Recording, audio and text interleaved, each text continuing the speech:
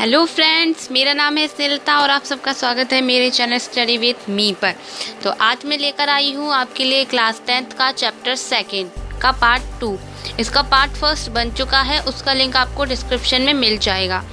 तो यह जो आपका पार्ट है जो है राम लक्ष्मण परशुराम संवाद, तुलसीदास द्वारा लिखा गया है और यह आपका पार्ट लिया गया है रामचरितमानस के बालखंड का एक अंश है। तो इसके पार्ट 1 में मैं आपको बता चुकी हूँ कि जब श्री राम जी द्वारा शिव जी का धनुष तोड़ दिया जाता है तब परशुराम जी उस दरबार में आ जाते हैं और उन लोगों के बीच बहुत से संवाद होते हैं। तो आइए अब स्टार्ट करते हैं आगे के संवाद।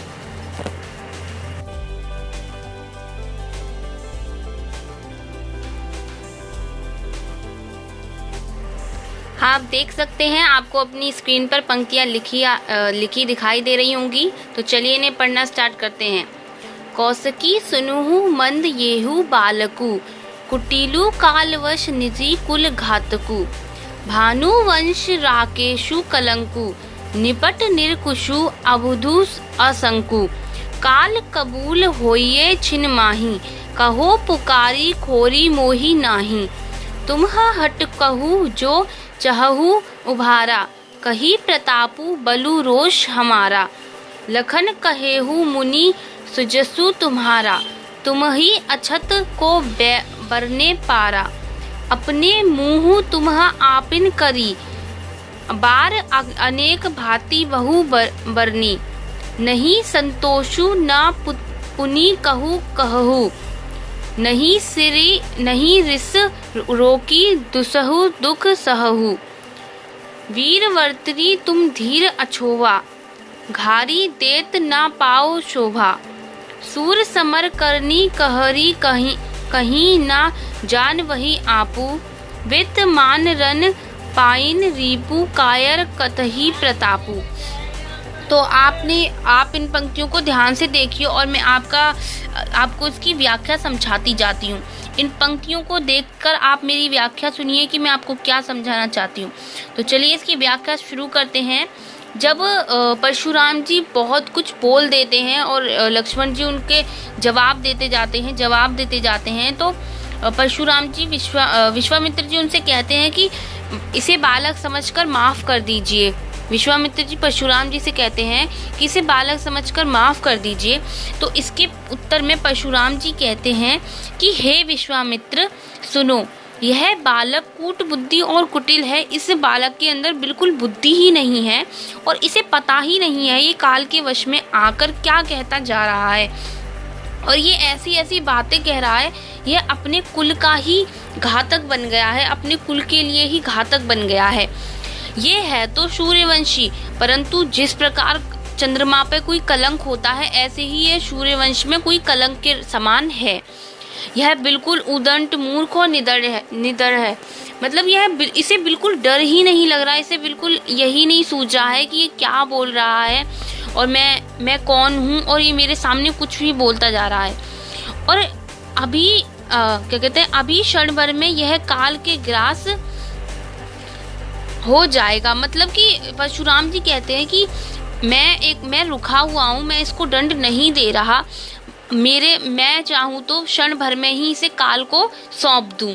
मैं पुकार कर कह देता हूँ कि यह जो भी बोल रहा है, अगर मुझे क्रोध आ गया, अत्यधिक क्रोध आ गया तो मैं पहले ही कह देता हूँ यह मेरे हाथों से मारा जाएगा, फिर बाद में मुझे कोई दोष मत देना। आप लोग ध्यान से सुनिए।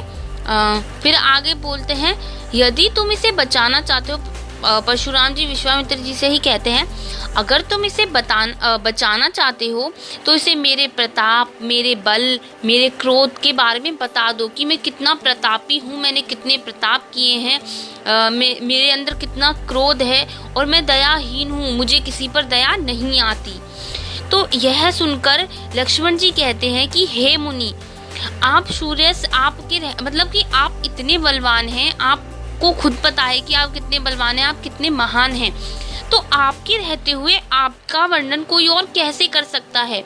आप अपने मुंह से ही अपना वर्णन करते जा रहे हैं, करते जा रहे हैं, करते जा रहे हैं। तो आपके रहते हुए यहाँ आपके बारे में मुझे आपसे अच्छा कौन बता सकता है?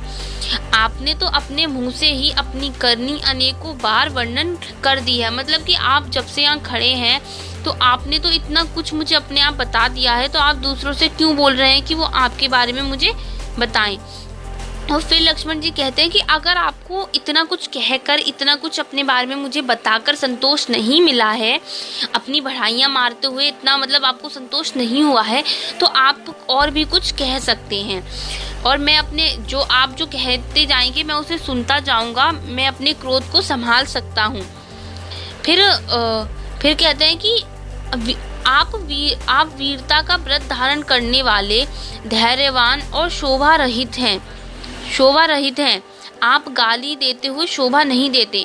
मतलब कि वो कहते हैं कि आप इतने बड़े मुनि हैं, आप इतने बड़े वीर व्रत करने वाले हैं, आप इतने बड़े धैर्यवान हैं, तो जो आप गाली दे रहे हैं, यहाँ पर आप सबको सुना रहे हैं, ये आपको शोभा नहीं देता। और उनसे कहते हैं कि एक शूर्य वीर का कार्य होता है युद्ध करना, शौर्यता का कार्य करना, परंतु आप तो अपनी बढ़ाइयाँ ही मारते जा रहे हैं। और फिर लक्ष्मण जी कहते हैं कि कहते हैं कि अगर कोई योद्धा होता है तो वो अपनी बढ़ाइयाँ नहीं मारता। एक कायर ही ऐसा होता है जो दुश्मन को अपने सामने पाकर अपनी बड़ी बड़ी डींगे हाँकता है, अपने बारे में बढ़ाई करता है।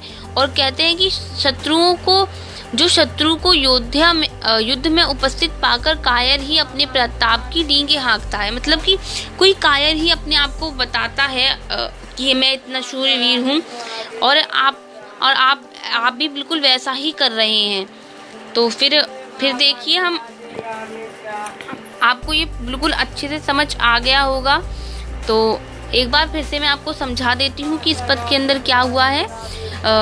जब पहले के संवाद में जो आप फर्स्ट वीडियो में सुनेंगे, उसके बाद इस वीडियो को देखेंगे तो आपको ये पूरी अच्छी तरीके से समझ आएगा।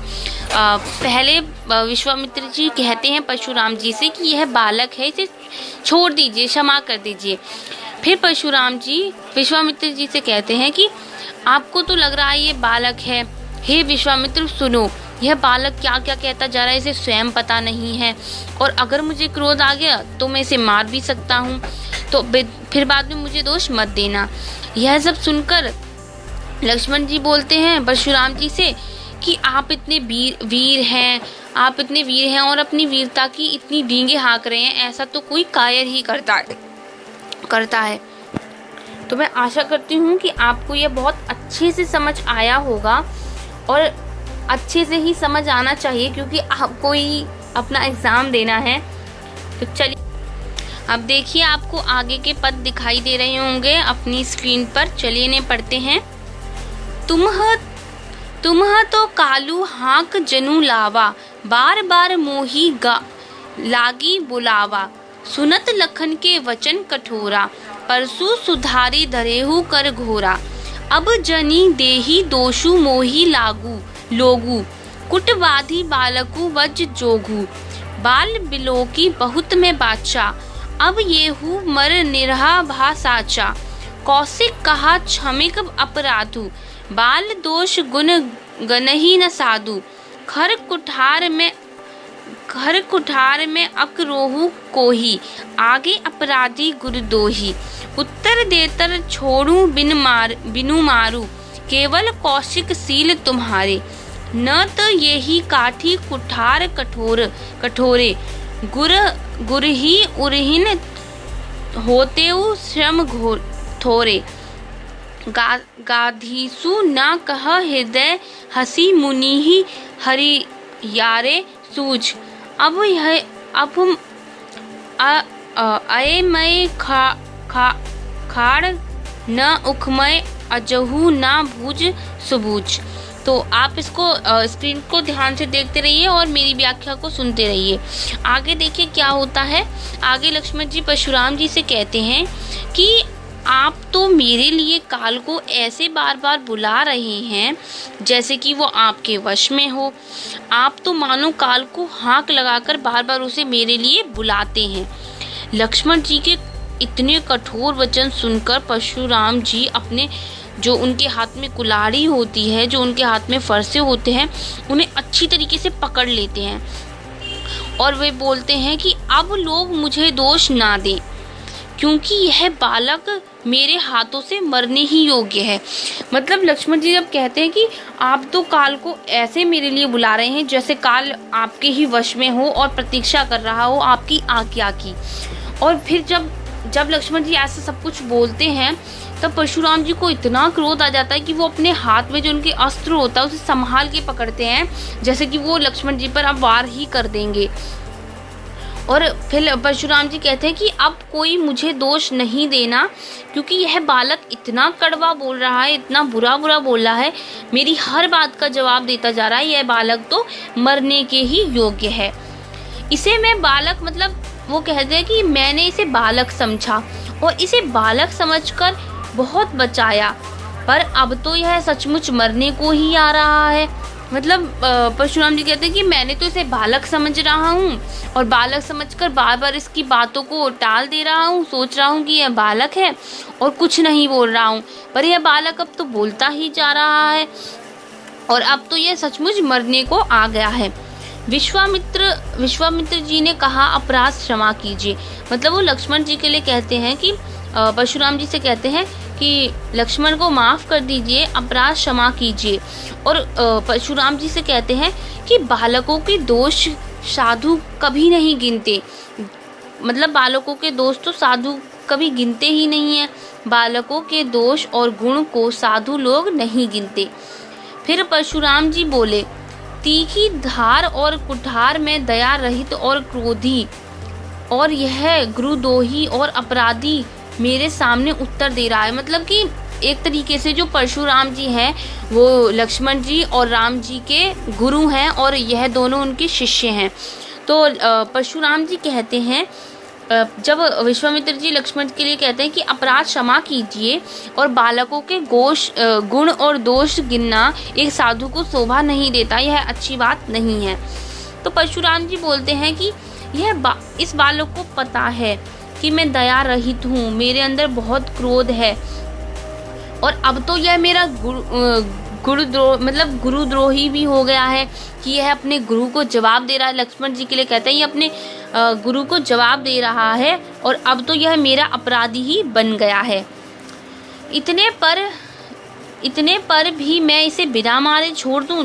परशुराम जी कहते हैं कि इतना कुछ होने के बाद भी मैं इसे बिना मारे छोड़ दूं, नहीं तो इसे कठोर कुठार से काटकर थोड़े ही परिश्रम से, मतलब वो ये कहते हैं कि इतना ये बच्चा बोल रहा है, लक्ष्मण जी इतने बोल रहे हैं, तो परशुराम जी कहते हैं कि यह बालक इतना बोल रहा है तो मैं इसे बिना मारे छोड़ दूं और ये तो गुरुद्रोही भी बनता जा रहा है। अब मैं अपने थोड़े से परिश्रम से और अपने इस अस्त्र का सहारा लेके कुछ क्षण भर में ही इसको गुण जो ऋण होता है उससे उससे मुक्त कर दूंगा, मेरा जो ऋण इस पर है उससे मुक्त कर दूंगा इसे। फिर विश्वामित्र जी, जब परशुराम जी यह सब बातें बोलते हैं तो विश्वामित्र जी अपने मन में सोचते हैं, अपने हृदय में हंसकर सोचते हैं और कहते हैं कि मुनि, मतलब परशुराम जी के बारे में सोचते हैं कि मुनि तो बस हरा हरा ही सोच रहे हैं। अर्थात कि वो तो यही सोच रहे हैं कि वो लक्ष्मण जी और राम जी को हरा ही देंगे, बार बार यही सोच रहे हैं, बस उनके दिमाग में हरा ही सूझ रहा है। और कहते हैं अर्थात यह जो परशुराम जी हैं वह श्री राम जी और लक्ष्मण जी को भी एक साधारण क्षत्रिय समझ रहे हैं, वह इनकी शक्तियों से परिचित नहीं है, इसलिए यह भी इन्हें जैसे यह सबसे बात करते हैं वैसे ही यह इनसे बात कर रहे हैं और यह अभी इनकी शक्तियों से नहीं परिचित है ही नहीं, किंतु यह लोहा मही अर्थात फौलाद के बिना बनी हुई खंडक है। विश्वामित्र जी लक्ष्मण और श्री राम जी के बारे में बोलते हैं कि यह तो लोहमयी और फौलाद की बनी हुई खंडक हैं। और फिर वो बोलते हैं कि ये तो परशुराम जी ऐसे बात कर रहे हैं श्री राम और लक्ष्मण जी के लिए जो मुंह में लेते ही गल जाए, कि वो ऐसे समझ रहे हैं उन्हें कि अगर इन्हें मुंह में ले लो तो ये तुरंत ही गल जाएंगे, और मुनि अभी भी नासमझ बने इनके प्रभाव को नहीं समझ पा रहे हैं। मतलब वो परशुराम जी के लिए कह रहे हैं कि यह इन्हें भी आम मानव समझ रहे हैं, इन्हें भी आम क्षत्रिय समझ रहे हैं और सोच रहे हैं कि यह इन्हें हरा देंगे, परंतु यह इनकी शक्तियों से अपरिचित हैं। मैं आशा करती हूँ कि आपको यह पंक्तियाँ भी बहुत अच्छे से समझ आई होंगी। आप बिल्कुल ध्यान से समझिए इन्हें। तो अब चलिए आगे देखते हैं क्या होता है, आगे के संवाद क्या हैं। देखिए आपको अपनी स्क्रीन पर पंक्तियाँ दिखाई दे रही होंगी, चलिए इन्हें पढ़ते हैं। कहेहु लखन मुनि सीलू तुम्हारा, को नहीं जान बिंदित संसार। मात पिताहु उर्नी भय नीके, गुर रिनु रहा सोच बड़ जी के। सो जनु हम रेही माथे काड़ा, दिन चली गए ब्याज बड़ बाड़ा। अब आयु व्याव हरिया बोली, तुरत देहु में थैली खोली। सुनी कुटु वचन कुठार सुधारा, हाय हाय सब सभा पुकारा। भिगुबर परसु देखा बहु मोही, विप्र विचारी बचो निर्द्रोही। मिले न कबहु सुभट रन गारे, दृग देवता घरहीन के बारे। अनुचित कही सबु लोग पुकारे, रघुपति सहही लखन नेवारे। लखन उत्तर आहुति सरीसिस, भृग बर कोपु क्रशानु। भरत देखी जल सम वचन बोले, रघुकुल भानु। अब देखिए आगे क्या होता है।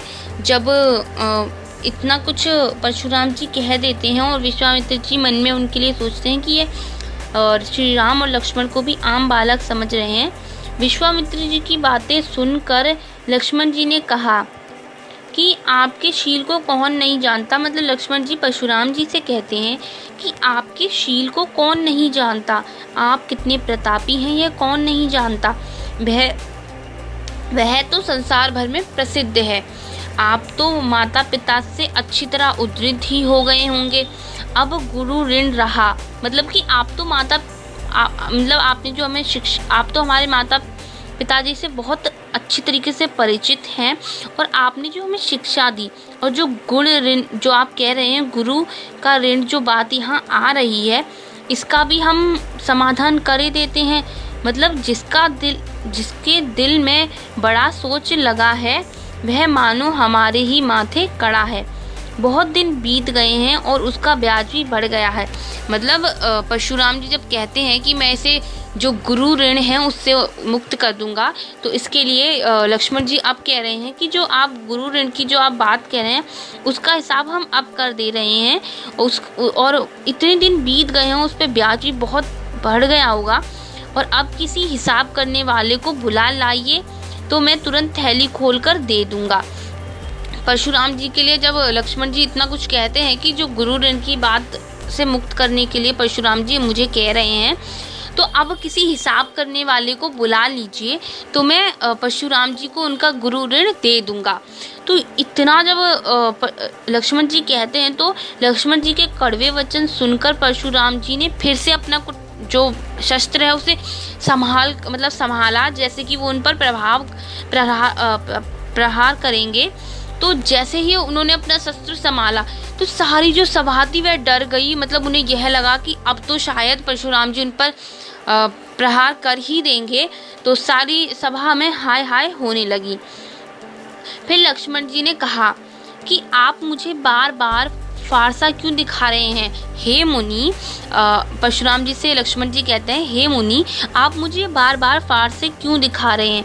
और फिर बोलते हैं, हे राजाओं के शत्रु, मैं ब्राह्मण समझकर बचा रहा हूँ। मतलब कि मैं आपको ब्राह्मण समझकर छोड़ रहा हूँ, बार बार अपने क्रोध को बार बार शांत कर रहा हूँ और आपको ब्राह्मण समझ रहा हूँ और आपको बार बार छोड़ रहा हूँ। मतलब कि वो कहते हैं कि हे राजाओं के शत्रु, एक बार परशुराम जी ने कहा था कि मैंने इस पूरी पृथ्वी को राजाओं से मुक्त कर दिया था और उसे ब्राह्मणों को सौंप दिया था। तो यहाँ पर लक्ष्मण जी उन्हें संबोधित करते हुए बोलते हैं कि हे राजाओं के शत्रु, हे राजाओं के शत्रु, मैं तो ब्राह्मण समझकर आपको बार बार छोड़ रहा हूँ। लगता है आपको कभी रणधीर बालक वीर नहीं मिले हैं, मतलब कि आपको कभी हमारे जैसे बालक नहीं मिले हैं जो इतने वीर हों।